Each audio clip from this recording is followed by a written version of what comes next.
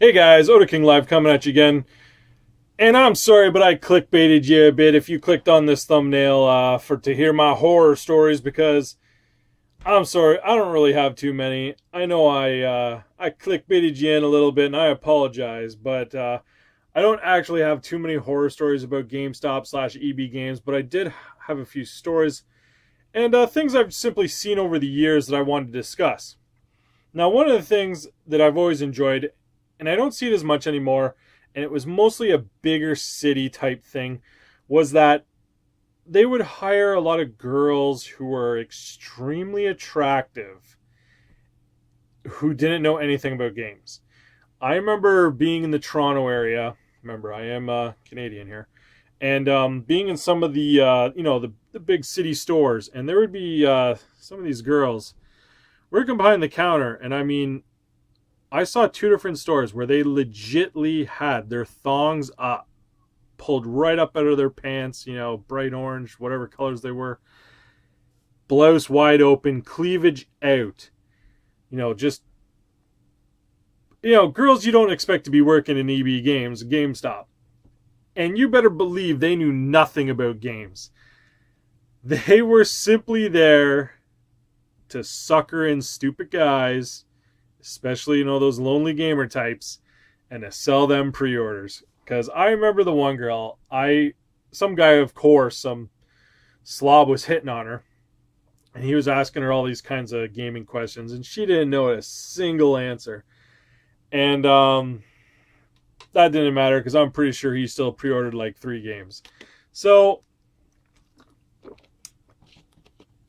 I don't notice it in the small towns as much. I find the smaller stores around me, it's mostly guys who are pretty heavy gamers, and even some of the girls that they have are pretty heavy gamers, or they're in anime. They've been hired on what they know and things they do. But those big city stores, you watch out. So next up, what I wanted to talk about a little bit was, remember back in the day they used to let you play games in the stores, or the employees would be able to play games in the stores. I remember they used to have systems hooked up, and this was more of a microplay thing. They'd have systems hooked up. You could play games.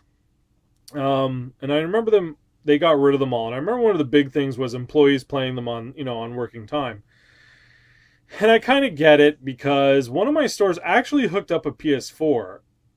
And if they weren't playing Overwatch pretty much nonstop whenever the hell I was there. And it was kind of like, at least wait till customers are at the store, maybe. I mean, I get it, but still, there's customers in the store. You should probably be paying attention to what they're doing and not staring at the screen and talking smack to your team and teammates. But anyways, that's something that you don't see too much anymore. And next off, I mean, it's been discussed a million times, is about how they take the games out of the shelf. Take the games out, put them on the shelf, sell them as new. So then when you buy it, you get a disc that's already been removed, usually by hopefully by someone that cares, but not always. So you get a disc that's supposed to be new, but it's got fingerprints all over it and scratches, and maybe someone's stuck bubble gum on it. Who the hell knows? And you're paying the the $69.99 type price for that, and that's kind of whack. So, anyways, next up I want to talk about, of course, was when you run into the weird one where a used title costs more than the new title. I've always enjoyed that one. And back in the day, this is going back, they would actually counter it. They would say the used copy was $10 more than the new. If you brought it up, they'd be like, okay, they would knock it down to at least $5 less. Hey guys, sorry about that. My phone died. You know how it is. Camera, phone. Anyways, as I was blathering on about GameStop, I mean, I have no hate with them. I like going there. I get a lot of good deals there. It's where I buy most of my newer games. As a retail guy, I got to go somewhere, and buying online and stuff, I'm not a big fan of. I like going to the brick and mortar stores. I'm old school like that still. So, I